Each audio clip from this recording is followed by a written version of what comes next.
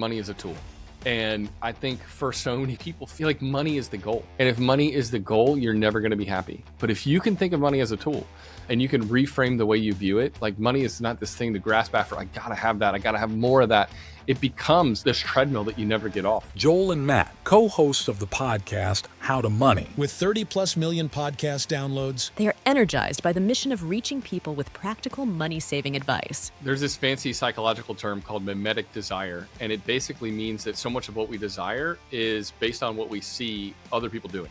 When we're basing our response and we're living life and we're spending money by reflecting what other people are doing, we're not actually working towards achieving our own goals that we've intrinsically come up with. The ability to decide where you're going to spend your money on purpose, as opposed to you accidentally spend your money. I think that's what a budget is. Where the rubber meets the road, most people don't know what they're spending. They don't know where their money is going. What is it that we want money to do for us? If you can see money as what it is a tool to be able to help you achieve those things that you care about and that you want in life.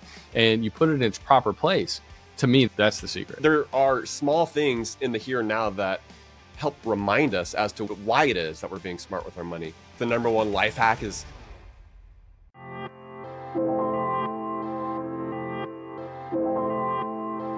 Young and Profiters. Today, we are talking all about personal finance because it's super important for us to have our personal finances in order so that we can be young and profiting now.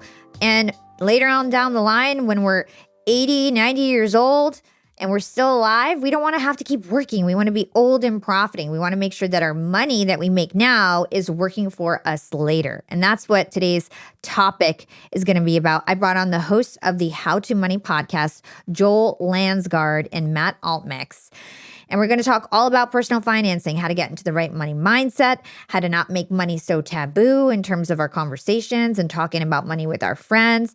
We're going to talk about spending hacks, saving hacks, and so much more. So I can't wait for this conversation. Joel and Matt are all about making finance fun, and they certainly are going to do that in this conversation. So without further ado, Joel and Matt, welcome to Young and Profiting Podcast. Thanks for having us. Yeah, we're happy to be here. Yeah, I'm psyched for this interview. It's not often that I talk to two people at once, but two is always better than one. And my first question to you guys are the hosts of the popular podcast called How to Money. So my first question is, how did you guys meet? And what was the origin story of this podcast? Oh, I'll kick it off. So we are best buds, like literally. IRL, in real life, we are best friends. We met in our neighborhood that my wife and I purchased a home. You and your wife bought there. Yep. This is coming up on... We should have a friend anniversary. Gosh, almost like 15 years ago now, right? Yeah. It's been a long, long time. And our wives hit it off as well. And we got to be best buds. And gosh, we basically, we saw a need. I mean, the short answer is, how did we start the podcast? We saw a need in the market for a show that was casual, that felt like you're hanging out with two dudes who also happen to like craft beer, because that's how a lot of our hangs started. It's the two of us. We're having a craft beer. That was one of the things that united us back in the day. And we'd always find ourselves talking about not only money, generally speaking, but also real estate investing. At the time, we were both really ramping that up in both of our lives. And so it basically started as a extension of our national friendship. So that's how the podcast kicked it off. Well, and it's interesting too, because Matt says we saw a need. There were so many personal finance podcasts out there. So in some ways you could say, what need? There's so many people delivering that sort of content. But I think there's always room. If you have a viewpoint, if you have a passion, there is always room for you in that space. And it's something Matt and I thought we had a unique take and a different way of delivering really important content to people so that we could reach a set of folks who might not be interested in kind of yesterday's sort of personal finance content. Yeah, and I know a big thing that you guys try to do is really make finance fun. Right? So a lot of people think like finance is so boring. Why was it important for you to try to bring the fun into finance? Because I know you guys are like having beers on the show and just keeping it more casual. I will say the early episodes, we try to steer folks away from those because we did focus maybe a little too much literally on the beer, because we would actually talk about the beer in the first 10 minutes of the episode. We quickly learned, it's nice to have that there, but let's punt that to the back end of the podcast. But I mean, the fun part of it, nobody wants to feel like they're sitting in Ben Stein's personal finance class where you're just sitting there being delivered the facts. Because honestly, and we've talked about this recently, the actual fundamentals they're honestly not that difficult. But how can you, deliver it in such a way that's engaging, that makes you want to engage with it, as opposed to it being something that you feel like you have to do? It should be something that you see as like I don't know, there should be like this personal finance pinnacle that we're all sort of striving towards, as opposed to it feeling like this drudgery that we're just bogged down with. Yeah. And I mean, I'm definitely going to talk to you guys about that later, because I'm like classic ADHD. Finance is so boring. All I want to do is just make money and like not pay attention to budgeting and all the boring stuff. So we're going to talk about that. But first, I want to talk about working with your friends. So I had an experience a while ago where I hired one of my closest friends, and she became my stylist and like my she was like a on-site producer, and it was like a terrible idea. Like it was just terrible. It switched the dynamic. But then on the flip side, my coworkers who are now like on my executive team have become my best friends, but they started first as people who worked for me, and then they became my friends, and that has worked out okay. So just curious, like working with your friends, I know you guys are on with iHeart, you're definitely monetizing, so it's not just for fun, it's a business. Right. What's it like working with your friends? Yes, definitely. It's our full-time gig that we do, 30 plus hours a week or whatever, the two of us. And I will say, I think the key for best friends working together is communication. But then the other thing too is having different skill sets and having complementary skill sets. And that is one of the things that has been really, really helpful for us.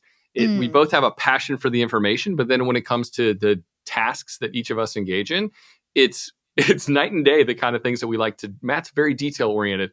I'm super big picture oriented. And so he complements me in ways like if I was trying to do this on my own, I would fall flat on my face. And probably vice versa, right? So like we really do need each other's talents to make it go. So I think it's just really important to know, like, how it's kind of like you have friends, and some of your friends would be great travel friends, right? You're like, let's go to the Azores for a week. This is going to be great. But other friends that you have, you're like, I don't think they're the kind of people I can travel with. It's just a different kind of vibe. You don't get it with them. I think you have to think through the same thing. Maybe they're a great friend, but maybe we shouldn't be in this working relationship. Maybe that's not going to pan out as well. Yeah, I totally agree. Complementary skill sets. That's huge. And do you guys ever feel like you get sick of each other? Like, all right, I'm working with you all week. I don't want to hang out with you and go to the pool party this weekend. Like, do you ever feel that way? He gets that. I don't get that way. Joel's like an extrovert to the max. He's a maximalist when it comes to social hangs, friends. Whereas I'm a little more like, I truly do get energized by being out and seeing folks. It's just, I'm kind of a lazy extrovert. And so I'm not always going to initiate stuff. But when I get out there, man, I'm pumped. It's fun. I'm like, I'm shutting it down. I have to kind of get pulled away because the babysitter is trying to, whatever. So I do feed off of the energy from hanging out with folks. It's just, I also want to do other stuff. I want to be able to like sit by myself and read some. I want to be able to go for a run by myself. I want to go get my workout in, things like that. I want to organize my garage. Like there are like boring dad stuff that I want to do as well. Needs to get done. Organize your garage. What are you talking about? It needs to get done. These things need to get done. Well, it sounds like you guys have a great working relationship and you figured out how to make it work for you both. What's up, Yap fam? Being an entrepreneur and working remotely definitely has its perks. And I know a lot of you listening in are in the same boat as me. But do you really take advantage of being able to work from anywhere? I know I typically don't. But thankfully, this past holiday, I finally decided to make good use of my work flexibility for the first time. My boyfriend and I decided to pack up and leave to the West Coast to spend an entire month working from home in the sun. We got a super cute bungalow in Venice Beach with a fenced backyard, and the change in scenery, fresh air, and slower pace helped to inspire some really cool new ideas for my business. And honestly, I'm feeling super refreshed and ready to rock in 2024. And who helped me make these remote work dreams come true? It was Airbnb. And for me, Airbnb has come in clutch time and time again. Whether it's finding the perfect Airbnb home for our 3-day annual executive team get-together, or booking a vacation where my extended family can fit all in one place, Airbnb always makes it a great experience. And you know me, I'm always thinking of my latest and greatest business idea, and I've been begging my boyfriend to start hosting our place on Airbnb. And finally, we're going to start. So many of my successful friends host on Airbnb, and it seems like such an amazing way to generate some passive income. And to start, we have a plan to spend more time in Miami, and then whenever we're back on the East Coast, we'll host our place to earn some extra money. And those are 2024 goals, so I'll keep you updated. A lot of people don't realize that they may have an Airbnb right under their own nose. I was pretty surprised myself. You can Airbnb your place or a spare room even if you're out of town for just a few days or weeks. You could do what I did and work remotely somewhere else and then Airbnb your place to fund your trip. Your home might be worth more than you think. Find out how much at airbnb.com/host. That's airbnb.com/host to find out how much your home is worth. I interview a lot of financial experts, and what I find is that usually people who dedicate their entire life to personal finance and teaching people about it tended to have some sort of like trauma as a kid with money, or something that like really impacted them that made them say, I'm never going to be broke. This is never going to happen to me or my family. So I'm sure you guys have some sort of that with your lives. So why don't we start with Joel? Okay. And yeah. It's therapy session time. Paula, I'm ready. Let's do this. And it's true. It's funny. Matt and I actually have really different backgrounds too with how we kind of came to be obsessed with personal finance, or interested in it at least. Probably obsessed. For me, it did stem from kind of some trauma. My parents were seriously, they're like my heroes. I look up to them. I want to be like my dad more than anybody else in this world. But he wasn't great with money, and my mom wasn't great with money either. And so there were some significant issues that they came into. There were a lot of money fights. I still, at one point when I was about 12 years old, my parents declared bankruptcy. And after that, they had just bought this brand new Dodge Durango. And I still remember that it was going to be repossessed, but we didn't know when that was going to happen. And so it was like this cloud hanging over our head. And finally, one morning, the car was gone. It was out of the driveway. Oh my God. And so I just remember as a kid, like that hit me. I was like, I don't want to ever argue with my future spouse about money. I don't ever want to have these clouds hanging over my head where I don't know, like I feel like there's shifting sand that I'm standing on all the time. And I don't think money is the end all be all solution to all problems, but my goodness, I at least want that not to be some sort of problem that I'm constantly facing in my life. So yeah, it really was like, it was this this pivot moment for me as a child, kind of going through that. And I think it's funny, I had an older sister and a younger sister, and I think both of them, my older sister was off chasing boys. My younger sister was like too young to really understand it. But for me, it left an indelible mark. I think even more than it did for them.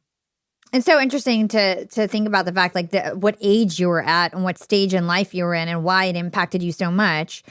What about you, Matt? What happened with you? Why do you feel Boring so passionate story. about? I've got nothing. I mean, I grew up, I would say, in a great household that was, I would say, dare I say, fortunate, just as far as my upbringing and money. And it was talked about well. The prioritization of giving money away, so that was pretty high as well. The models that were set before me as far as how it is that how do I come into money? Like, oh, you have to work for it. These are the sort of patterns that were laid out, and so I'm certainly fortunate in that way. And so when it came to getting more into personal finance, it was more out of necessity. It was my wife and soon-to-be wife combining our finances and realizing, oh man, this isn't something we've really talked about before. And we were about to get married, actually, and we were going to premarital counseling. And I realized enough at that point in life to know that, man, this needs to be something we're talking about. And we weren't talking about it in those little sessions. And so for me, it was, all right, we got to find some shared language. We need to read some books. We need to go to a live money sort of conference where they're talking about these kind of things. And luckily she was totally game. And she thought it was super nerdy, but it really helped us to get on the same page so that when we did have these discussions around money, we're speaking the same language, but we were able to quickly identify some of the different goals that we had for ourselves. And for us, some of those early goals where we were fortunate to not have any debt. We both graduated student loan free. And so for us, it was launching an initial business that we both knew that we wanted to be a part of, that we wanted to basically work together. So essentially that was how I sort of entered into the personal finance space. It was more out of necessity, taking some financial risks, realizing that if we don't have things buttoned up, how are we going to pay rent? How are we going to put food on the table? And then slowly kind of ramping it up from there. Yeah, let me dig deeper on that because talking about money is like so taboo. At work, people don't talk about money. Even couples don't talk about money. Families don't talk about money. People don't talk to, especially their kids, about money. That's like a really weird thing to do as a parent, I think, a lot of the times. So why is it so taboo? Like, what do you feel? Why do you feel like people like don't have these conversations? And what's your recommendation in terms of like the cadence of conversations and the type of conversations you should have? Well, I'll say the first thing you should ask all your friends is how much they make and how much they have invested. That's right. Let's start with Hala here. Let's no, I think it's so often it's because there's so much shame in regards to money. People feel shame in regards to how they handle money. It wasn't talked about, growing up. Like, and the only way you hear about money oftentimes is in a negative context, right? Mm-hmm. And then compound maybe even some religious traditions. I think some things have become misinterpreted over the years, and it's money is the root of all evil. When it's not. Like it's the love of money. That's right. The root Yeah. of all So evil, it's like even just a misinterpretation of that original passage or whatever. But I think people feel that deeply, and they don't have the tools. I think personal finance education is just about to be required in half of the states. But when we were growing up, that wasn't the case. And so you didn't get any sort of formal education. Your parents probably didn't talk about it much. And when you ask questions, they kind of like poo-pooed it like, hey, it's not okay to talk about money. Like, what are you doing? Why are you trying to broach this subject when you're just curious as a kid? You're very curious. And so I think we need to let that curiosity flow. And we actually need to lean into it with kids. We need to start those conversations early and young. And like Matt joked, like, it doesn't have to be, here's how much I make, here's our net worth. It doesn't have to get that serious. But like my little dude, he's 4 years old. We gave him a piggy bank the other day. He just likes putting the coins in it. It's like, how can we create a familiarity with money? And then we're planning a family vacation. How can we talk about, well, why do we choose this hotel over this one? This one costs less money. And or are we going to go to Disney or not? Because that's a really expensive trip. I mean, those are the kind of conversations that we can have. And it's also, maybe don't make it shameful about, well, we can't afford it, right? I hate that sort of cop out. Like, actually, we're choosing to do other things with our money that are really important to our family too. So I think it's important to have those discussions instead of like shutting down the conversation or making it sound like we can't go to McDonald's tonight because it's too expensive and we can't afford it. That just feels like a really like, okay, I'm just going to shut up and stop asking questions, right? And as the kid, you feel out of place. And so no, you want to welcome those questions, welcome those conversations, but you also, want to make sure you're encouraging them. I like what you said I love about... what you're... Yeah. Oh, it feels like we were going to the same place. Go ahead. No, go ahead. I was just going to say, I really like the fact that you're saying like, switch the dynamic of the messaging, that it's not that we can't afford it. We have other priorities. And I think that's really healthy for kids because as a kid, if you hear I can't afford, then you have this like, oh, money's so hard to get, money's so hard to achieve, like life is not abundant. But if you switch it as priorities, that's such a healthier way to learn about money as a kid. Sorry, Matt, go ahead. No, that's we were totally going to jump on the same point, but the ability to second that was important because I think a lot of folks, they latch on to we can't afford that. And it's sort of like emotional, psychological cover for not spending money as opposed to choosing and being proactive with your money and how it is that you want to divert your funds.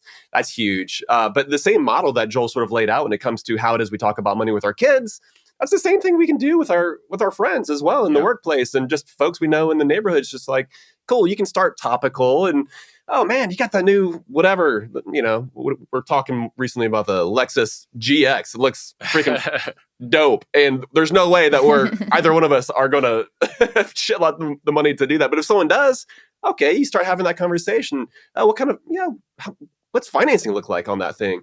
You start kind of at a more superficial surface level, and then you can kind of slowly dig in deeper because, I mean, money, it's an integral part to how we're able to live and how we afford the things we do and how we choose to spend our time.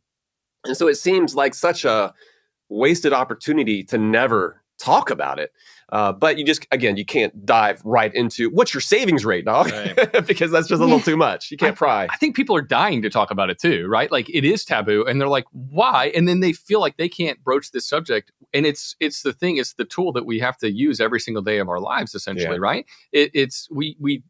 I mean, money is, it's a shame that it's a taboo because I think everybody really does want to get it out from under the shadows. They want to have discussions. They've got lots of questions about money, right? But we've kind of made it taboo and wrong. and out of place to ask those questions. And we're doing a disservice to people being able to grow and thrive and be able to, even ask about making more money. That feels like, I know that's something you talk about a lot, Hala. And it's, why is that not okay to want to make more money? And then we can talk about great things to do with it too, that are beautiful for your family, your community, for nonprofits that you love. There's all sorts of great things you can do with money. And when we make money out to be the bad guy, it's really wrong and it negatively impacts so many people. Yeah. And I know like older generations and immigrant parents are really weird about talking about how much money they make. I know for a fact, like my mom on this podcast, I'll be like, oh, I had a master class, I made 200 grand, blah, blah. She's like, stop telling people how much money you make. It's rude. It's braggy. And I'm just like, but I'm trying to teach people that it's possible that you could be a female entrepreneur and make money. And so like, what are your thoughts on that? Like could it come off as braggy if you're talking about your success in money, or how do you feel like people should think about that? Yeah, fam. I did a big thing recently. I rolled out benefits to all of the U.S. employees at Yap Media. Everybody now gets health insurance and they get options for 401k plans. And it took me so long to roll this out. And in fact, we lost so many star employees because we didn't have benefits. And that's such a big deal to people. But I had blown it up in my head. Benefits was this unachievable thing. We had to be a certain size before I could offer benefits, that we were too early to offer benefits. And I'd always thought that it was going to be this big, burdensome, expensive thing. And turns out benefits are not that big of a deal. In fact, there's platforms like JustWorks that make it super plug and play for you to get benefits. And in fact, it's not that expensive. And the cost of benefits is actually split between the employer and the employee. And I didn't quite realize that. So I would have retained a lot of my superstar players in the early years had I had benefits. And now that I've found JustWorks, our HR processes have been a breeze. The other huge benefit of JustWorks is payroll. So in the past, we had many different disparate payroll systems. I had to have one for international and one for domestic. This was really clunky. And these systems tended to be super manual, where JustWorks is very automated and tech savvy. So we have our payroll on JustWorks now. We also have our benefits on JustWorks. We also have things like employee handbooks and information, as well as time tracking, which is super important for our remote employees. We need to have time tracking to make sure that everybody's productive. So JustWorks has basically rolled in all of our HR processes and systems into one tool, and it's made everything a breeze. JustWorks is a cloud-based platform that supports small business owners with simple, seamless solutions like integrated payroll, time tracking, and other HR functionalities. To do something like setting up payroll takes just 30 minutes. In as little as 2 business days, you'll be ready to pay your team through JustWorks. Even if you're on the move now, you can start on phone and continue on your desktop later. Don't miss your chance to get 1 month free by visiting justworks.com/profiting. Secure this limited time offer and start letting JustWorks run your payroll so you don't have to. Start your free month now at justworks.com/profiting. Again, that's justworks.com/profiting.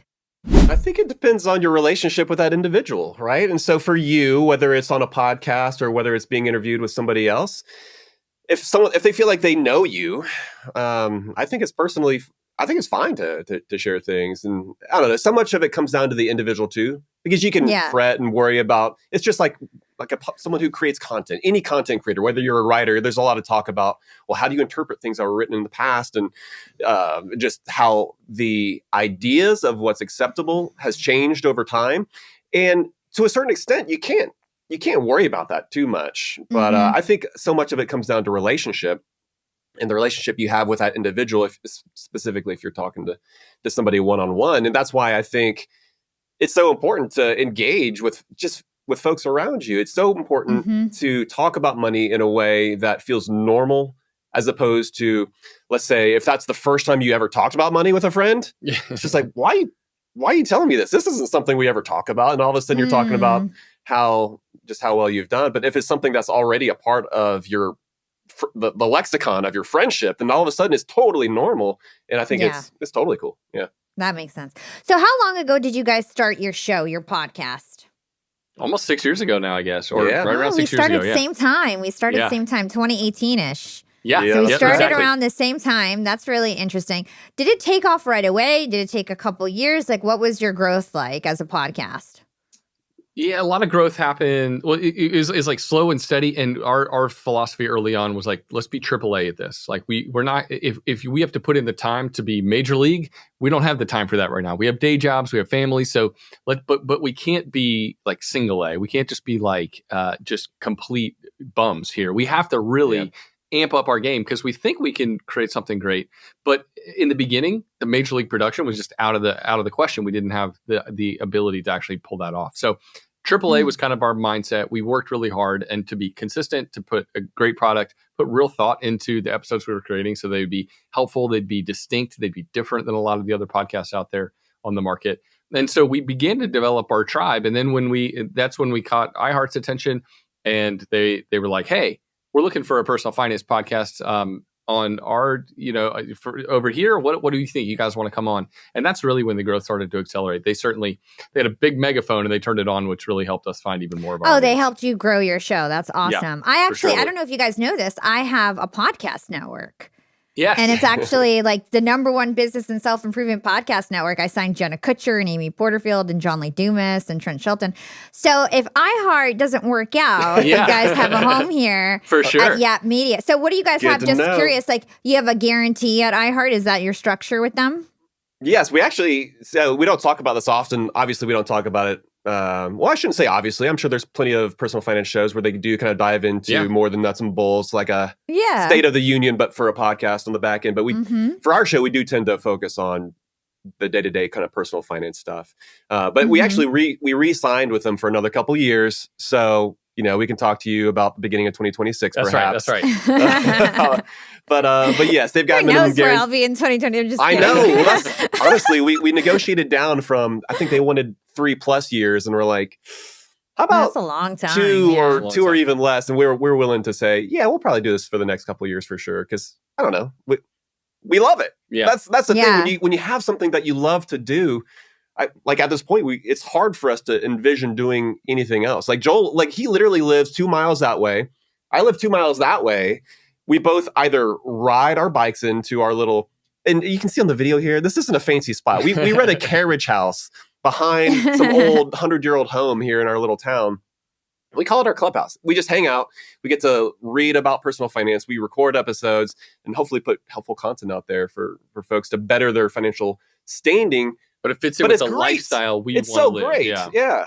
Yeah. Podcasting is awesome. I brought that up because I want people to understand that podcasting is really a business, especially when you've reached, like we've both been doing this, or all three of us have been doing this for 6 years. We built our shows to a certain amount. We were consistent. It takes time. This is not like a flash pan. You're going to make a lot of money. But if you're consistent with podcasting, like it really is a cash cow, especially right now. So congratulations on all your sex with your show. Congratulations with all the success of your show. So are you guys doing this? You mentioned you're doing it full time. I know that previously you guys had your own gigs going on. You guys were in radio and photography, I believe. So are you doing this full time? This is your only gig, or you guys got other things going on? Full time. Yeah. Full-time. So we both invest in real estate. So like I mentioned, I guess earlier, we're kind of small time mom and pop style landlords. But other than that, this is where we pour most of our efforts. And that's not to say, and Joel kind of hinted at how much time we are giving it. It is our full-time gig, but we're past the stage where it's so important to us that we're working nights and weekends. Yeah. We give ourselves a pretty dang posh schedule and like we're living the kind of lifestyle that we want to live right now. Joel's got 3 kids. I've got 4. We've got other priorities within our community, other things that we want to do with our time now. And so the ability for us to come in here, work hard while we're here for sure, but at the same time know that, all right, I'm going to get out of here. I'm going to go spend some time with my family. That's what I want to do. That's what a lot of people want too, right? I think that's ultimately what, and you can get caught up and consumed in growth, and you can have dollar signs over your eyeballs. And it is a wonderful thing to make money and to work towards increasing your income. But it is another thing to be content with what you've achieved, and actually begin to dial back a little bit too, and just enjoy some of the fruits of your labor. So I think it's a really important message that we don't talk about very much in the personal finance community. It's usually grind, get it, hustle. And there might be a season for that and a necessity for that to a certain degree. But then also maybe be willing to dial it back at some point when you've got other things that matter just as much. And that money gives you the flexibility to do that, right? Mm-hmm. I love the fact that you just called it out. Like, there's seasons for doing that. And sometimes you might need to take 4 years, nose to the ground, which sounds like we all did it, to grow your show so that, and then now you've got this huge audience that you can monetize and just, do other things. To your point, hang out with your family, hang out with the community, have your own life, because life is not just about work. Yeah. Okay, so let's get into actually like meat and potatoes finance things. I want to talk to all of my employers out there. Let's talk about company culture for a second. At Yap Media, we have a really unique company culture, and we're all obsessed with excellence, and we even call ourselves scrappy hustlers. We're all scrappy hustlers at Yap Media, and my team is growing fast. And hiring is a pain in the butt, especially if you're looking for A players that are going to roll up their sleeves. But luckily, when it comes to hiring, I no longer feel overwhelmed by the search for the perfect candidate because I use Indeed, the ultimate hiring platform. Indeed's matching engine always presents me with a pool of high-quality candidates that match my job description to a T. If you're tired of drowning in your hiring pool, Indeed is here to rescue you. You can use Indeed for scheduling, screening, and messaging your candidates, making the entire hiring process a breeze. And Indeed doesn't just help you hire faster. 93% of employers agree that Indeed delivers the highest quality matches compared to other job sites, according to a recent Indeed survey. I've hired some of my best employees Indeed, some of my best scrappy hustlers. With over 140 million qualifications and preferences analyzed every day, Indeed is constantly learning from your hiring preference. So the more you use Indeed, the better it actually gets at finding your perfect match. Join the ranks of more than 3.5 million businesses worldwide that have already chosen Indeed to hire great talent fast. And listeners of my show will get a $75 sponsored job credit to get your jobs more visibility at Indeed.com/profiting. Just go to Indeed.com/profiting right now and support our show by saying you heard about Indeed on this podcast.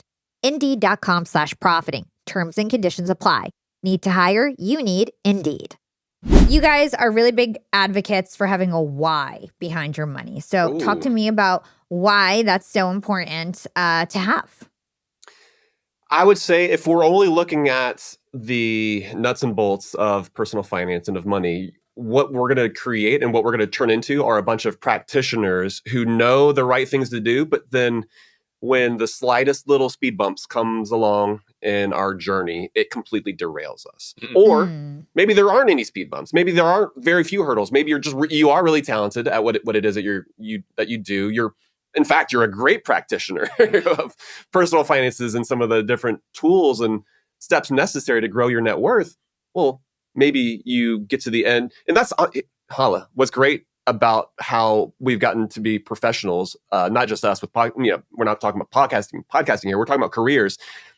Like, when you do something for hours a day, weeks, years, and even decades, you're going to get really good at something. And the temptation oftentimes is to continue to do that thing without really looking up and figuring out where you are, what it is that you're striving after. And that's when you arrive at the end of a career, at the end of a stint at a company, and you're thinking, what am I even doing with my life? What am I doing with my time? Do I want to be doing this? Do I find this fulfilling anymore? Or is it typically just in your 50s when you start asking that question too, right? Yeah. And which is why, so on our show, we call it the craft beer equivalent. But what is it that you're spending money on right now, in addition to being smart with your money and investing for the future? But there are small things in the here and now that help remind us as to what it is, why it is that we're being smart with our money. And because it's so important to help sustain us, whether it's, again, overcoming some of those obstacles in the moment, or knowing why it is that you're seeking after that sort of pot of gold at the end of the rainbow. There's this fancy psychological term called mimetic desire, and it basically means that so much of what we desire is based on what we see other people doing. And it could be just the most basic example. I've got kids, so I see this all the time. Something as stupid as like a little $2 rubber ball, it could be unplayed with for months. One kid finds it, and then everybody wants it, right? And it's the dumbest thing. It's like, why do you guys want this all of a sudden? And then the first kid says, I'm not interested anymore. All of a sudden, nobody's interested in that ball. And we're like that as adults. It's amazing. We haven't lost some of that, right? And so that's the keeping up with the Joneses sort of belief, right? That my neighbor got a brand new car. All of a sudden, my 4-year-old car doesn't seem as fancy, as nice anymore, as posh. I should upgrade too.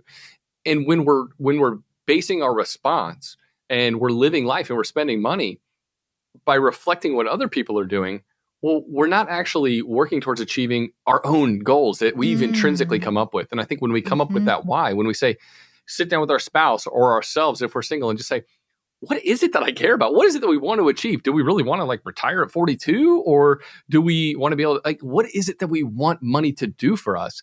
Then you can funnel your money appropriately instead of just funneling it into the ways that most people do, the stock American lifestyle. You're going to be happier because you're making those decisions on purpose instead of kind of making them by default, by osmosis, and just, partaking in the classic American lifestyle that most people are doing. Yeah, to me, that makes a lot of sense. It's like setting a vision so that you can actually manifest what you want, make the right decisions, not be making decisions, to your point, based on the Joneses next door and what they're doing. And if you don't know what you want, you're never going to achieve it. So it makes total sense. So a big part of this for families and things like that is creating a budget. Now, I brought this up earlier. I am total entrepreneur, always creating new offers, just making money. And I never think about budgeting. I just make more money. I literally don't have a budget. I have zero debt. I'm doing good, but I don't think about a budget. Now, to me, it's really boring. How can we make budgeting more fun and not feel like it's restrictive? Joel's just patting me on the back over here because I'm more of the budget guy. Yeah. I'll say first off that I think if that's working for you, that's totally fine. I don't think that you, in particular, needs a budget because if you've got a system in place, if you are predisposed to work in a certain way and that's working for you, I think that can be an excellent way for someone to go through life. If you're paying yourself first and you're investing regularly still and you've got no debt. If you've got good patterns and good behaviors. You're living healthy and you don't need to put your nose in the spreadsheet. It's working out. But you also seem to be more of an outlier. I would say that you are great at launching things. You're quite entrepreneurial. And a lot of folks aren't. A lot of folks, they're, more in the middle. And so when it comes to making a budget, it's a way for them when you've got perhaps scarcer resources that you got to find a way to allocate those in a way, like Joel said, that aligns with your values. And that's all a budget is. People look at it as more of something that keeps you from living life. And this is one of the conversations that my wife and I had before we got married, and we were talking about budgeting. And in fact, it's not keeping you from life, but it's sort of you proactively saying, this is how we're going to spend our money. It's sort of like, we recently talked about how it's almost like a journal or a diary, but for your money, right? There's a whole lot of attention right now being paid towards mindfulness. I think that's great. And oftentimes journaling and being reflective is a big part of that. Thinking through yourself, your life, how you feel, how it is you want to spend your time. That's what a budget is, but for your money. Budget, it's numbers. And so it's, in my mind, it's the diary equivalent, but for your finances. And so the ability to decide where you're going to spend your money on purpose, as opposed to you accidentally spending your money. I think that's what a budget is. Where the rubber meets the road, most people don't know what they're spending. They don't know where their money is going. When you look at the numbers about subscriptions and stuff in this country, everything runs on subscription now, right? And the average person assumes they're spending, I don't know, $100 a month on subscriptions. And what they're actually spending is $230 a month on subscriptions. And so it's that difference between what you think you're doing and there's extra money kind of falling out the bottom for stuff that you don't actually care about. And this happens all the time. Eating out has surpassed groceries. We used to spend 2 times the amount that we used to spend on groceries that we used to spend eating out. Now we spend more eating out than we do on groceries. I like eating out as much as the next person, but do it knowing the consequences, because the average meal that you're going to pay for eating out is $16. The average meal cooked at home is $4. And so what is it that you want? Do you want the down payment for the house, or do you love eating out more than that? And it's okay to make either one of those choices as long as you're doing it with your eyes wide open, and budgeting, I think, helps you do that. This reminds me of a conversation I had with Ramit Sethi, and he talks about money dials and deciding what your dials are, where you're going to spend most of your money. And it's okay. Some people want to spend it on designer bags. Some people want to spend it on vacation. Some people want to spend it on food. It's everybody, there's no right or wrong way to spend your money. It's your preferences, right? So I read an article that said that 95, actually it had a lot of stats about millennials that were really depressing. It said 95% of millennials are saving less than the recommended amount. I think most of my listeners are millennials, and we're not that young anymore. We're 30 in our 30s, you know, some of them early 40s even. And so we're not that young anymore. We're the geriatric millennials. Right. I'm like middle millennial, you know? Okay. And like, why do you guys think that, you know, I guess we're still a younger generation. Why do you feel like we're unable to save, or like that our like mindset is not there? Like, what do you think is the blockers of us? Because I think it's a lot of mindset of why we're not saving. Hey, young and profiters, let's talk about focus. When I started my LinkedIn Secrets Masterclass, I needed focus to create the best course possible. I didn't have time to worry about how to set up my website and collect payments, and that's why I set up my store on Shopify. Launching App Academy through Shopify was one of the best decisions I've ever made. We made nearly $500,000 so far, and since I sell a course, that's pretty much pure profit. Are you ready to be young and profiting too? Then launch your business with Shopify, the global commerce platform that helps you sell at every stage of your business, whether you're a side hustler, new entrepreneur, or rocking a multi-million-dollar business. And it doesn't matter if you're selling scented soap or a marketing masterclass like me. Shopify helps you sell anything everywhere, from their all-in-one e-commerce platform to their in-person POS system. And when it comes to e-commerce, Shopify turns online window shoppers into actual buyers with the internet's best converting checkout. We're talking 36% better on average compared to other platforms, with features like abandoned cart campaigns, discount promo codes, and so much more. And fun fact, Shopify powers 10% of all e-commerce in the US, including huge brands like Thrive Cosmetics and Allbirds. In fact, I interviewed the CEO of Allbirds, Joey Zwillinger, on episode 255. And he told me when it came to their breakout success, it was all about focus. Joey constantly reminded his team that they were a product and marketing company first. Everything needed to come back to making the most comfortable shoe in the world. Allbirds was not an e-commerce business, so they didn't try to be. They leveraged Shopify like me to sell their shoes from day one. And in their very first month, they made over $1 million in sales through Shopify. And then once they were ready to go into retail, they leveraged Shopify's POS system to scale effortlessly. So take it from me and Joey, no matter your stage, no matter if it's online or in person, Shopify is always the right commerce platform for you, because businesses that grow with Shopify. Sign up for a $1 per month trial period at shopify.com/profiting, and that's all lowercase. Go to shopify.com/profiting now to grow your business no matter what stage you're in. That's shopify.com/profiting. I think you're spot What do you think on. the blockers are? Yeah, tell me. I think you're spot on. I think there's a lot of mindset. I think because when you look at the numbers, and we had Jean Twangy on our podcast not too long ago, she is the foremost expert of generational differences. And early on, it looked like millennials were behind the eight ball when it came to their finances. But current data shows that millennials are actually doing quite well when it comes to income. And so the problem is compared to previous generations at this stage in their life. That's right. Yeah. So millennials are doing better than you might think they are. And the problem for a lot of people is, I think there's our culture is in like a doomeristic space. It's like, why would I even invest for tomorrow when tomorrow's going to be crap? Or why would I start saving because everything's going to hell in a handbasket?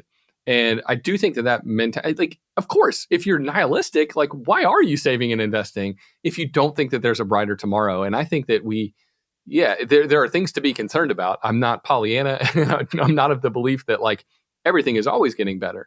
But when you look, like, would you rather transport in a time capsule back to any other period in human history in any other place? Most people, if asked that in a rational context, would say no. There's a reason people are trying to get into this country for the most part and not leave it, even though some people talk about it. So I do think we have to change our perspective. We have to realize that we have more control over our future than we think. And even a small percentage or two that's allocated extra into savings or investing, those little things, those small cuts, and then those small increases to saving and investing over time, when you understand the power of compounding returns, it makes a difference. But you have to start with that mindset that I can do that and that there's a reason to do it. I love that. I feel like for me, I should put like a picture, like I should do like an app where I like make myself look really old, put it on my refrigerator or something, and be like, This is safe for her, because she's not going to be able to work on the computer 24/7 when she's 90 years old and can't see. Have you done that with some of the different face apps before? Because Joel and I have. And you have? It's frightening, but but yes, I mean, we literally did that as a sort of a technique just to see. It's just kind of fun to see what you might look like as an 80-year-old. but also just to put you in touch with that future version of you. Because especially when you go into debt, but like, we haven't even talked about debt, but just mindless spending, the inability to save that money and stock it aside and invest it in the market, you're stealing from future you. And so when you have a tangible image of yourself as an older person, for some folks who are more visual, I think it can be an incredible tool to help you to see that, no, this isn't for tomorrow you to figure out. That's not a separate person, even though it feels like somebody that's completely removed. That is you. And you're going to be dealing with the consequences of the actions or inactions that you're taking today. Mm-hmm. So I totally agree. And you guys were just talking about the importance of like the little decisions that add up, the compounding effect. So let's talk about mindful spending, because I know you guys have a lot of hacks about this. What are some ways that we can become less impulsive with our spending and make better decisions? Delete TikTok off your phone and Instagram. there would be some truth to that, right? I mean, we would all be better really if we is, did. Yeah. Because, I mean, you're talking about the mimetic effects of just from psychology. And when that has so much more to do with it than I think we even realize, because we see it in very obvious ways when you've got like TikTok shop and Stanley water bottle, and you've got ads being pushed to you. And I'm like, I didn't know I needed those shorts, but I'm going to buy those. So those are obvious forms, but even just the way we consume social media, as opposed to actually relating with one another, you see things and you think, that's something I need to include. That's something I need to buy. And as opposed to living more in community and interacting face to face and having real relationship, in my mind, that becomes less of a priority. Because you're just focused on more important things when you're hanging out with somebody, as opposed to, I like the way that jacket looks on him, or oh man, her shoes those look awesome. Maybe I need a pair of those. So I like, we joke about social media, but I don't want to be like the old, like this old guy who's too like, late. Oh, you gotta delete the apps. But it's so freaking true. It's so true. Yeah. And piggybacking on that, I do think serving somebody else, it's kind of crazy. It sounds really weird. Like, why are we talking about service? But I think it takes your mind off yourself. And I think so much of the time we are more preoccupied with ourselves. We don't hang out with other people. There's new stats about how much in-person hangs teens have these days. And it's dropped dramatically. It's dropped dramatically. We're communicating in nameless, faceless ways. We're communicating with potatoes on Twitter or whatever that little fake thing is. I mean, there's fake profiles. We're engaging with ridiculous things. And the more face-to-face interaction we have, and the more we're able to get out of our own needs and wants and desires and able to kind of see what somebody else needs. I think it's really helpful. And just one other practical thing is institute a 48-hour rule, right? So you see something you want and you're like, I'm pretty sure I need that, or really, really want that. Well, put it have a Word doc for something like that. Put it in there and then say, I'm going to go back every Saturday morning. I'm going to check and see what I put in there that week. I guarantee you, a lot of those things you won't want to purchase anymore. You just, it was in the moment. It was impulsive. It felt like it was going to be so rewarding. And you're like, I don't even think I like that color anymore. So putting it on a delay cycle can really help you prevent those impulse purchases, which really, mess up our budgets. Yeah. I'm like, go ahead. I was going to say, to kind of piggyback on that and continue, a big part of resisting some of that too is being surrounded by folks who share the same values as you. So this is kind of going back to the whole community aspect. But like I was talking about the new Lexus earlier, and Joel and we like talking about cars, especially since we moved out of the city up into the burbs. Cars are more a part of your life. But we almost make it a game to talk about the latest cool car that's kind of caught our eye. But then we embrace the hardship and the suck of having to run home in the rain. Literally, Joel rode home in the middle of maybe the thunderstorm wasn't the smartest thing to embrace. Yeah. But there are ways to kind of just change how it is that you think about something. And all of a sudden it goes from being this thing that, oh my gosh, someone else sees you and they feel bad for you. They're sad that you have to deal with this. And you're like, no. I see this as something that's making me stronger. This is something I want to do. And you can almost gamify it in that way. It becomes, I'm not saying that we're goading each other into making better decisions that are going to benefit us over the long term. And sometimes there are, like you said, small things in the here and every Monday we walk to our local coffee shop and Joel gets a flat white and I get a cortado, and we catch up because sometimes we see each other over the weekends. Sometimes we don't, going back to the whole, we need space, even though we're best friends comment you made earlier. And so we're getting the nice the nice coffee. I'll walk out of there with like a $22 bag of heirloom coffee from like Japan or something like that. And so there are small ways that you can splurge and treat yourself now, but at the same time avoiding some of the biggest things that set you back. And there's a reason why we're highlighting vehicles, because it's the second largest line item on people's budgets. And when you make a mistake when it comes to buying a vehicle and you're financing it, and oh, by the way, I like that truck. Yeah, it's a $75,000 vehicle. I guess I'll do the 8-year payment cycle. That is so much money. Yeah. And so think about all the small things that don't even matter if you make this one big mistake when it comes to your finances. Yeah. I love the 48-hour rule. I have to say that I've been doing that a bit. I do a lot of shopping, right? I'm always paid. I'm an influencer. I have to go to conferences and do photo shoots. So I'm always looking for clothes, and it's a lot of money. And lately I've been just like leaving it in my cart, and then I'll come back 2 days, 3 days later, and I'm like, what was I thinking? Like, this is so ugly. Like, I don't even like this. Like, I was just like, mindlessly putting things in my cart. So to your point, I think that's really helpful. Another tip that I saw that you guys had is actually really interesting, which is trying to figure out how many hours you need to work to afford that thing. So I love that tip. It puts it in this other context where you're like, it's not just numbers floating out of your bank account. It's hours that you've got to go into the office, especially if you don't like your job or you don't like your manager. This is a great way to think about it, because you're like, all of a sudden that dress or that new sweater or whatever it was, or the new bike that you want to buy, anything that you want to consume, figure out what's my hourly rate and how many hours of work does this cost me? It just puts it in this new context. It makes it feel more visceral. Just like spending with cash oftentimes can feel more visceral than spending with a credit card. We like credit cards. We nothing against credit cards. In fact, you can get amazing rewards with credit cards if you use them wisely, and you never carry a balance. But thinking about what you're buying and doing the calculations, it's really quick. It'll take 2 seconds. Wait, buying this, coffee, this coffee is going to cost me a quarter of an hour of work or whatever it is, willing to make that trade-off. Right. Yeah, exactly. You're like, cool, 15 minutes of my time for this delicious coffee for the next 2 weeks. That's totally worth it.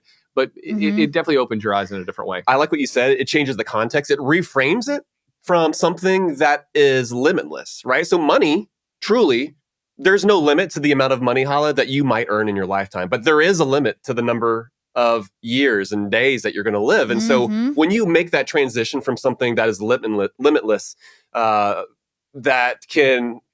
grows exponentially, that can compound down to something, like you said, that's incredibly visceral, where there's the clock, then where the clock's ticking, it just makes it so much, it's so much grittier. And that truly is where the rubber meets the road. Yeah. Now, I had an ex-boyfriend who spent way too much money. He was like always wore Balenciaga. He wore the most expensive stuff. And was he like, spending ridiculous. it on you, though? He was spending it on me. Okay, all right. He was spending it on me, but I can afford my own stuff. Like, I have my own designer problem. But he was really bad. And he used to have the opposite strategy. He'd be like, okay, I'm buying this $2,000 backpack. If I wear it for 2 years, that means it's only going to cost $200.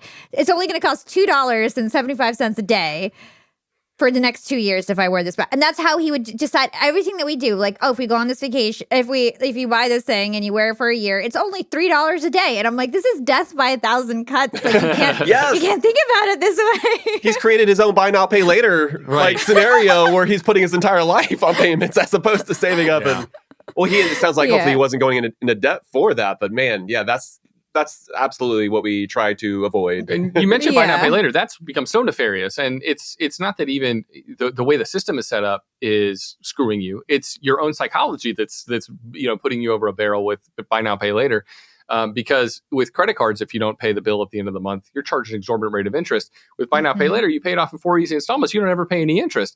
But when you look at the stats, it's so nefarious. People that use buy now, pay later, the shopping cart is so much larger. People are spending more every time they use it. They're buying stuff they didn't actually need, or maybe I'll throw that in there too, because, when you chalk it up to 4 payments, it's almost nothing, right? Exactly. And that's how we're bankrupting our futures. That's how we don't have enough money to save and invest. And we're just, we're trading the things that we can acquire in the here and now for future freedom and losing future freedom. Mm-hmm. Yeah. So I know another big part of like overspending is like these triggers that people have. Everybody has their own triggers of what gets them to spend money. So can you talk to us about some of these triggers and how we can avoid them? Well, I mean, for me, it's honestly being faced with the actual ad. I'll admit, I'm pretty, like, I'm not a big spender, but if I see something, and I think because I so rarely, quote unquote, splurge on myself, I oftentimes will I do find myself going down these paths where I'm spending money. What do you think about triggers, Joel? Yeah, I mean, I think typically for me, it's something from my family or whatever, and I'm more willing to spend on those things. And I'm kind of like you, Hala, where I have I have a sweet financial buffer, right? And I'm living life below my means. But then when it comes to something that gets presented like camp right now, we're talking about summer camps for the kids, and it's like, well, some of those things are crazy expensive. I'm like, we have the money, so let's do it. But I think we could, sometimes a lack of money actually forces you to be more creative. And I think sometimes the way I've been able to build up savings over time has made me be less creative. And I actually kind of miss that. I kind of miss that impulse. The scrappiness. The scrappiness of youth and not having enough. And so I think that's probably what triggers me to spend is like, well, we have the money. Okay, let's do it. Why not? When we probably could find another way to skin that cat. Yeah, I feel like, oh, sorry, go ahead, Matt. No, I'm thinking of other examples where folks oftentimes, if they're, for instance, stressed at work or they have a hard day or something like that, oftentimes that is the trigger. And for them to kind of remove themselves from that situation, you do your online shopping. Traditionally, go for a walk in the mall, something like that. It's like treat yourself. Yeah. It's like, I deserve it, right? Take it back to Aziz. But the ability to, I think, find alternatives to that and replace those behaviors with something that you know is a little healthier, whether it's healthier for your wallet or whether you can also sort of couple it with something else that you know is healthier, like literally healthier for your body, like going for a walk, calling up a friend where, hey, this is something you've talked about before. So all of a sudden, now you're accountability partners and you're like, man, I had such a hard day. I want to go and get whatever purse that I've an eye in that I found myself gravitating towards, during my lunch. In that way, that I don't know. I feel like I'm like hammering home the whole community best friends. No, but it's so true. Like that's what I think about too. Like I'm just even thinking about like, I feel like a lot of the triggers is really just like jealousy of other people, right? And like what they have and wanting to have that. And really when you're, even though like Ramit Sethi, for example, he's always talking about money dials and he says it's not right or wrong if you want to buy really expensive things. But if you're buying really designer expensive things, it's really probably like an insecurity issue at the root of it that you need to figure out like how to be more whole, feel like you have more purpose. Because otherwise, you're just going to keep just spending and spending and spending, and you're never going to spend enough to buy happiness, right? Yeah. So that's how six-figure earners live paycheck to paycheck because they are making the same mistakes that somebody fresh out of college might, but they're doing it with additional zeros at the end of the expense. And so, I mean, simultaneously, I don't think it's up to us to judge what it is that other folks want to spend money on, as long as you're doing it intentionally. But that is, I think, what you're saying. There's a kernel of truth there. And that's when it comes to quote unquote conspicuous consumption and there's no additional value being provided by this product. It's not like you can put your finger on it and say, oh, well, this has a lifetime warranty. I'm willing to pay a little bit more for that.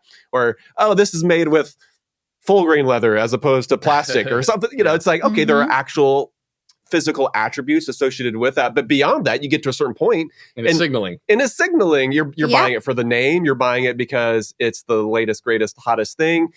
You mentioned Stanley water cups or whatever. It's like, even though they fall over and leak everywhere, they're actually terrible cups, but they come in two colors and everyone's posting them.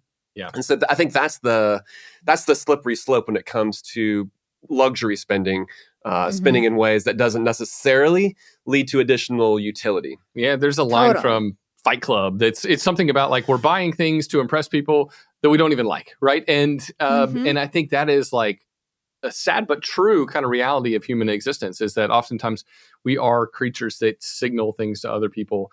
And it's okay to, like, you want to signal some things like, hey, guess what? I brush my teeth every day, right? Like, that's a nice thing to signal to people. They actually maybe might want to have a conversation with you then. But then there are other ways in which we're signaling that we're doing like a distinct harm to ourselves financially in the process of that signaling. And so that's where, coming back to that why, it's like so crucial. What is it that you want? What is it that you want? Because I guarantee you, when you like dial it back at the end of the day, there are ways that you wish your life was different. Going back to like my family, my mom didn't want to have to work, right? That was her ultimate, like that would have been her end all be all goal, is to not have to work and be home with the kids more. And I was a little hellion, so I don't know why that's what she wanted, but that was what she wanted, right? And so, but it was hard to achieve because of the spending habits they had in place, and because they didn't have extra income coming from my dad having a more baller job or something like that, right? But you can figure out how to actually get to the place you want to go.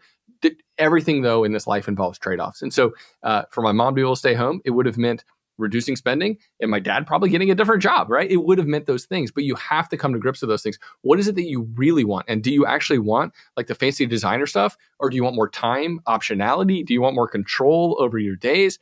Do you want to go work in an industry maybe that you even pays you less? Like, for some people, that's the thing. It's like, I'm working in this high $200K job, but my goodness, I'd be so much happier if I went over to work here. But my lifestyle is so expensive that I can't afford to take a pay cut right now. What is it that you actually want, though? That's what you really have to wrestle with. Totally. And my advice to my listeners out there is like, how can you build your confidence aside from buying things? Is it acquiring new skills? Is it building your community, to your point? Is it giving back? Like, how do you build your confidence aside from buying really expensive things, right? Okay, let's talk about money sucks.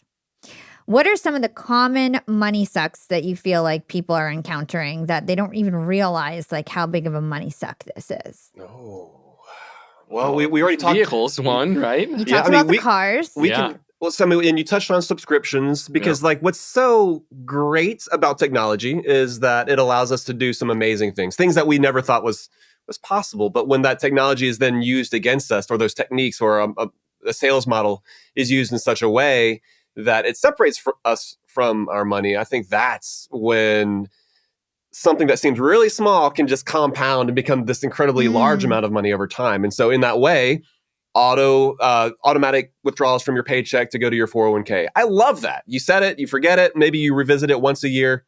Well, yeah, let's take that from 7 to 8% of my pay. Oh, next year, let's take it from 8 to 9. You only think about it once. I love that. But that same methodology is being used against us when it comes to subscriptions. And so as Netflix or Amazon says, oh, by the way, if you don't want ads anymore, it's going to cost you $2 more. And you're like, $2.99, bro. It goes up just a little bit. And it's not that much money, but every single month. And as it builds over time, I think that's just, you can just take that entire way of spending and apply it to a lot of different things in life. I think we certainly do lose a lot more money to subscriptions than we think. I think debt is a money suck. And it's not all debt is created equal. Like, if you've got 3% mortgage debt, more power to you. I wouldn't be paying it off early. Hang on to that thing for the rest of your life. I'm not paying off my mortgage debt anytime soon. But most other kinds of debt are working against you. It's compounding returns, but in the opposite direction, right? And so if you think that $3,000 credit card debt, it's no big deal, and the average credit card balance, I think, in the United States is over $6,000 now, it is a big deal, right? And so especially in today's interest rate environment, where the average interest rate on a credit card is nearly 23%. So what are you, that debt, how, taking it more seriously and creating, whether you prefer the debt snowball, the debt avalanche method, there are different ways to attack that debt, but coming up with a timeline for how quickly you can pay it off so that you can be rid of the car loan, never have one again, right? So that you can pay off your credit card debt. So the student loan debt, granted, the SAVE plan's coming into existence. It's going to lower your payments dramatically and make it easier to receive forgiveness, which is great. But how can you get rid of those debts sooner rather than later? Because then that allows you more of the flexibility, more freedom to save and invest more of your money.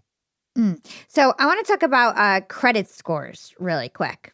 I logged onto my app the other day and my credit score went down, and I've been paying my bills, and I'm like, what's going on? And then I think it's because I've been opening up cards and not using them, because like everybody's like, open up this card, and I haven't been using them. And it actually has been negatively impacting my credit score, and I didn't know that. So how can we improve our credit scores quickly? asking for a friend. Like, not for me personally, but I got this friend who likes Balenciaga, or used to, perhaps. Well, I'll say before we launch into the details, just broadly speaking, when it comes to credit scores, the way they're reported and the way the bureaus in particular handle our information and how poorly they do it, especially like when I think a quarter of all reports have errors on there, it sucks. Yeah. It sucks that that's how it is, because they're not responsive. They consistently lose our data. They have data breaches, and there's millions of social security numbers out there floating around. And then you file a dispute because there are inaccuracies, and they say, "What are you talking about? And then nothing happens. That's your problem." Yeah. And so it's an unfortunate game that we have to play. I hate that we have to play that game, and I hope that there are new systems that come into play. But that being said, what you said is true. When you open up a new card, again, we're not against credit cards, because we think that there are ways that you can use them responsibly and where you can maximize the rewards that you're receiving. But you are going to see a small ding every time you open a card. Now, over the long haul, you will see your score go up, because what you've done is you've expanded the amount of credit that's available to you. The banks say, "Oh, well, we just offered her $19,500 in additional credit, and she's only putting like $1,000 on there. That seems like a really prudent, nuanced approach to using debt." Yeah. And the way the algorithms work, they reward you for that. And so that's something to keep in mind, is that in the short term, yes, if you are applying for a mortgage or any kind of loan right now, you don't want to upset the apple cart. You don't want to disturb the dust. I don't know. I'm picturing dust in the air for some reason. You want to let everything lie as is. But if you're talking about over months, over the course, it's like, 6, 8, 9 months from now, oh yeah, go ahead. You can open an additional account, expand the amount of credit that's available to you, and by keeping your credit utilization rate low, that rewards you. It boosts your credit score. And I just want to encourage you, Hala, to just don't open 3 credit cards at the same time, right? Because you're going to miss out on all of the potential sign-up bonuses that you could get, and those can be really powerful. It can be 75,000 rewards points or something like that, which could, if it's a hotel card, that could be 4 free hotel night stays, or it could be 3 free flights with an airline card. These are the kind of things. Keep track of that stuff. Try to stay organized, because you don't want to miss out on the bonus that card offers and some of the sweet rewards that you can get by using them. So I think sometimes simplification is better for people. If you go to the Points Guy website, it's all about having, 32 credit cards or something like that. And you throw out your billfold and it just keeps dropping. And a lot of people, it's just overwhelming. It's too much. They can't handle that system. So I think something like a 3 or 4 credit card system can work really well for most people. Getting the rewards, making sure that they know, what credit cards they have, making sure they're paying that thing off on time and in full, and not overdoing it, trying to optimize the system to the fullest. I think some people are really into that, and it makes sense to them, and they keep a spreadsheet and calendar reminders and all that stuff. But yeah, just if you're not going to play that game all the way to its fullest, then just simplify it. Yeah, then you guys are making me be like, this is a task for my assistant, because I can never keep track of all these things. Okay, so let's talk about paying yourself first. I know this is a big thing you guys talk about. I think it's important for my listeners to learn about it. I think if you don't pay yourself first, there are going to be plenty of folks who step up to the plate, and they're going to want to get paid before you. And so it comes down to you as the individual to decide proactively, this is kind of a nod back towards budgeting, where your money's going to go. And speaking to subscriptions and auto-enrolling in 401k plans, that's why I think that's so powerful, because that's money that gets diverted off to future you. We're talking old Hala that's there on the fridge. Yeah. That she gets to enjoy years from now. And it's not just that money, it's what that has grown into. It's just putting all those little dollars to work. It's so important. Like, one of the ways my dad, I remember as a kid, that he explained compounding to me was just like, hey, at a certain point, the money that you have invested, it's going to start working harder for you than you can work for yourself. And he equated it almost as like a roller coaster. It's like, for most of your life, you're kind of working, you're grinding, running up that hill, but then you get to the top, and all of a sudden you can kind of take your foot off the brake a little bit.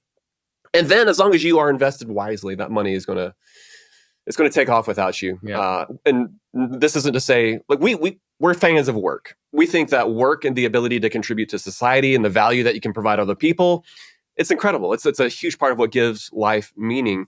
but also the optionality, not having to work, choosing what work you want to pursue. I think that's so important. That comes from being smart and paying yourself first, making sure that you're investing. And I don't know about you, I'm not the most disciplined person. So automation is what helps me overcome my laziness. So automating it, having that 401k set up on repeat, it's like you just kind of are used to living on less. And once you get used to living on less, well, maybe every time you get a pay raise, you can only use half of that for yourself and put the rest into your 401k. So if you get a 4% raise, well, increase your contribution to your 401k by 2% and increase your take home pay by 2%. But you just kind of get used to living that lifestyle, and you'll be shocked after 15, 20, 25 years. You're like, you log into your 401k. I mean, you're probably doing it once a year anyway or whatever, but like you log in and you're just like, holy crap, how did it get to be like this? Like it was little dribs and drabs. It was the dollar cost averaging, which is the fancy way for saying putting money in with every paycheck. It was that, and it worked. And for most people, it's like they just don't pay themselves first. They're not automating it. And because of that, it takes discipline to stick money in. And because it takes discipline, they avoid it or they don't do it, and their laziness overcomes them. So let that automation be your friend in paying yourself first. Okay, so I know we're just about out of time. I'm going to ask you guys one more question, and then we're going to end the interview with the questions I ask all of my guests at the end of the show. So my last question is about emergency savings. So again, I was reading this article about millennials, and it was really depressing. And they said 69% of millennial households have less than $1,000 in emergency savings. Yeah, that's for a lot crazy of folks, to me. That's not enough money. So this is tell them the number, Matt. Tell them the number. We know the number. $2,467 is the amount that economists have found will get you. Like that's basically, you need to take your $1,000 emergency fund up to at least that, because for a lot of folks, the vast majority of folks, that's going to get them past some of those hurdles that they're going to face on their journey. But then beyond that, you need to have a lot more than just that much money, because like that will get you through your car breaking down. That might pay for an unforeseen, some medical expenses perhaps that pop up. But that doesn't account for getting laid off. That doesn't account for some of the larger headwinds that we face in life. And so having a solid 3 to 6 months set aside is what we advocate for. Honestly, the more uncertain or precarious your financial situation is, you need to have even more than that. If you are an entrepreneur and you've got 5 kids and you've got a bunch of crazy financial goals, well, I know you're going to want to channel a lot of your dollars towards those goals. But honestly, and you're a single income household. Okay. So you're telling me all of this is riding on that single leg of the stool. And if that one leg gets swept out from under you, you're in the dirt, you're on your face. And so having even beyond that, personally, I like to have something closer to 9+ months of living expenses set aside.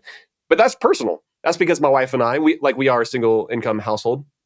And it gives us just that peace of mind, knowing that, we've got money in the bank, money without a name on it that we can fall back on were things to hit the fan. And I think people hear that number maybe, and especially if they're the kind of person who has less than $1,000 saved, and they're like, 2,000, how am I going to get there? How am I going to get there? Please teach me that. And there are a lot of ways that we can reduce our spending and not even really feel any sort of pain in our lives. Lots of times when you reduce spending, it means not going out to eat. It means missing out on a hangout with friends, like going to the concert or whatever. But what about those recurring monthly bills? Look into those first. And like your cell phone service. I pay $15 a month for my cell phone service. A lot of people are going to be like, what? How do you even pay for that? Like, how does it cost that little? Well, these new cell phone providers like Mint Mobile and Google Fi is another one. There's some Boost Mobile. They're way cheaper than a lot of the mainstream providers. But it's not like you're like missing out on anything. They're just the same network. They're just as good. Same network, right? Yeah. Or think about your insurance costs. I saved like $500 a year just the other night, calling my insurance company and saying, like, what do I need to do to reduce my insurance costs? And, we talked about a couple different things, one of which was them tracking my driving, one of which was me taking a $25 defensive driving course. I did it in no time. And I literally saved me a bunch of money. So there's a lot of ways. We write a lot about this on howtomoney.com, but there's so many ways that you can save money in little dribs and drabs here and there that's going to add up to monumental savings over time. You can save that, I guarantee, in 6 months if you read some of our stuff and then you just apply it. Okay, I actually have one more question because I think it's super relevant for everybody. It's home ownership versus renting. I'm actually debating myself, like, I don't own a home yet. Like, should I go for it, own a home, or should I rent? I guess, what are the pros and cons, and what do you guys think about, because a lot of people think like the American dream is owning a home and everything like this, but is that the right way we should be thinking? Lots of people are going to make it sound like there's like a cult of home ownership in this country, and it's you buy a home because it's the best way to grow wealth. The truth is, buying a home is not the best way to grow wealth. Buying a home, you do it for other reasons, right? And just like you would rent for other reasons, if you are constantly on the move, you're like, I don't know, I might live it. You said you didn't know where you're going to be in 2 years. You might be in San Francisco. You might be in Berlin. Like, who knows where you're going to be, right? Mm-hmm. So if that's the case, and you're like, I'm all over the place, I have no idea if I want to put roots down here. Well, then there's no point in buying a home, because the transaction costs involved in buying and selling. And so I would encourage people who don't know where they're going to be in the next couple of years to rent. And even if you know you're going to be in that place, run the numbers. The numbers are worse for home buyers versus renters than they've been in a long time in this country. The discrepancy between the average mortgage payment because of higher home costs, higher interest rates, versus what rent is going for, the average rent. And rents are actually softening in much of the country. So if it's a purely financial decision, and the other thing renters need to do, the way renters can come out ahead, is if you're renting and paying a lot less than you would have been for that mortgage, investing the difference that you would have paid for that mortgage. That's how you're going to find yourself growing your wealth in a big way as a renter. Which is also just the much easier way of doing it as well, because that's one of the things. How it doesn't surprise me that you don't own a home, because you are focused on so many other things in your life. You are focused on growing a business. You want to launch something new. And so there are a lot of responsibilities that come with owning a home. And so if it's a personal goal of yours, if you are in a neighborhood or there's a part of town, or maybe you've got family that lives there and you're like, I'm always going to be coming back here, no matter, even if I go and live somewhere for 2-3 years, I'm going to end up back here. Okay, I could see that making sense. But you want to make sure, like 3 years, I think is kind of these days the minimum. But honestly, closer to 5+ years is how long you need to be living somewhere before those transaction costs make sense, because you can't count on the market going up. And it comes down to what you want your life to look like. There's just a lot more responsibility when it comes to home ownership. And the reason it is typically the American dream is because, going back to behavior and habits, you have to make your mortgage payment. Otherwise, the bank comes after you and they can foreclose on your house. There's nobody holding you to investing for your future in your retirement account. And so the reason that the vast majority of Americans have so much of their wealth tied up in their home is because they have to, in order to continue to live there. There's nobody saying, hey, in order to keep working here, you need to set aside 10% of your paycheck every month towards your retirement. Nobody's doing that. But if you can tell yourself, well, that's what I'm going to do instead, you can kind of mentally account for the fact that you're not building up equity and enjoy living. You don't have to fix whatever gets broken. You call what do they call it? Maintenance guy, the super. They're going to show up and take care of that for you. It's correlation, not causation, right? So you see, the wealthiest households own a home. Well, why is that? It's not because it's the best investment typically, right? And even though we've seen real estate prices skyrocket over the last few years, it doesn't mean that what happened over the last 3 years is that trend's going to continue. In fact, predictions are that home prices are going to level out over the next few years. That's anybody's guess, right? That's market prediction sort of stuff. But it's correlation, not causation. Really, the causation, what's going to make you the most money, is lowering your monthly payment and investing as much as possible. I love it. You guys gave awesome financial advice. This was a really fun interview. I'm really happy you guys came on the show. I'm going to end with 2 last questions. They don't have to be related to the topic of the episode, so just answer them how you want. What is one actionable thing our young and profiters can do today to become more profitable tomorrow? Ooh, you want to kick it off, or I got one? Okay, go ahead. I would say do nothing. And what I mean by that is to just take 30 minutes of silence. Take some time, slow down, eliminate the distractions from your life, the distractions that keep you productive, that cause you to be efficient at your job, like all the things that you get pats on the back for. And to think for a second, reflect on what it is that you want your life to look like. I mean, at various points in the podcast, we've talked about being intentional, spend your money proactively, but essentially what you're doing is designing your life. And that's happening whether you realize it or not. It's happening by default, the way that the world and culture and those around you, that they are steering you, or you can decide how it is that you want your life to look like. And that therefore then has an impact on the kind of work you do, the amount of money that you're saving and setting aside, the amount of money that you're spending. Is totally fine to spend a large portion of your money if that's what you want your life to look like. And that's what I think can just sort of right the ship for a lot of folks that they're not doing. And instead there's just, we just live in a world of distractions. And I think the more we can eliminate distractions from our life, it's going to allow us to live in a very intentional way. Yeah. I think that's great advice. I'm going to say invest in yourself. This is something you talk about, Hala, quite frequently. I think, especially if you're a numbers nerd, you start to think about investing and average, 10% return to the stock market year over year, and you funnel all your money in that direction. And that's not necessarily a problem that most people have, but I think it can become a problem as you become more interested in personal finances, that maybe you're not thinking about your human capital and your potential to earn more. You're not thinking as deeply, as significantly about the building your own business, maybe, if that's what you're interested in, or shifting careers and doing something completely different. And that often costs money. Like my wife's going back, she's in grad school right now. We're paying for that in cash. It's expensive, but it's going to be worth it at the end of the day. But I think it's really important to think about your human capital and funneling money into that direction too. Don't see it as a detraction from your investments growing. It's actually the best thing you can do, because in so many ways, it's going to increase your marketability. It's going to increase your value on the market, and it's going to increase your abilities then maybe to be successful when you do start that business. You're going to be earning more, which means you can invest more later on too. I love that. And investing in yourself with skills sometimes doesn't even cost any money. It costs time. Yep. So I love that. Okay, last question. And this is about your secret to profiting in life. What is your secret to profiting in life? And this is, again, beyond business, money, just generally. What is your secret to profiting in life? You got one? I think for me, it's realizing that money is a tool.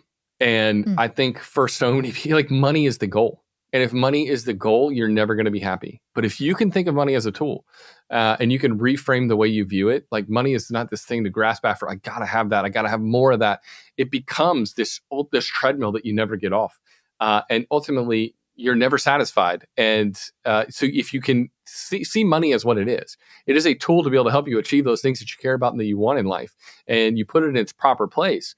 To me, that's the secret. I like it. That. I'll say we had a guest on recently, and he said he thinks the number one life hack is marrying the right person, or finding the right life partner. And so I think that is absolutely true, and I'll kind of second that. But I think oftentimes folks are hunting and searching for the right person, because you hear that advice and you're thinking, well, I haven't found that person yet. I'll keep swiping left. Yeah. And we're so obsessed with making a mistake and not committing and working on yourself. Honestly, it's like, so much of it, I think it's not finding the right person that's going to complement you and you're going to be this power couple and you're going to get ahead in life, but it's you becoming the person that you know that you're capable of being and what you're able to bring to the table, as opposed to more of a consumption mindset. And like, let me go out there and find the best thing that's out there for me. It's more about becoming that person that you know you're capable of, I think. I love that. So like, not trying to fill a hole that you have, like, be complete, and then you'll be the right partner for somebody. So it makes a lot of sense. So guys, I know you guys have the How to Money podcast. Everybody can find you there. Where do you want to point people to? Where can everybody find you and learn more about what you guys do? Yeah. The other big place is howtomoney.com. We write articles there all the time. So the podcast is 3 times a week, and then the website is there just to serve how do I do a backdoor Roth IRA, like a contribution, that kind of stuff. We've got that there. And the How to Money newsletter comes out every Tuesday. You can sign up for that at howtomoney.com/newsletter. It's encouraging and chock full of helpful advice to keep you going on your money journey. Amazing. Well, thank you guys so much for joining us on Young and Profiting Podcast. Thanks for inviting us, Hala. Thank you.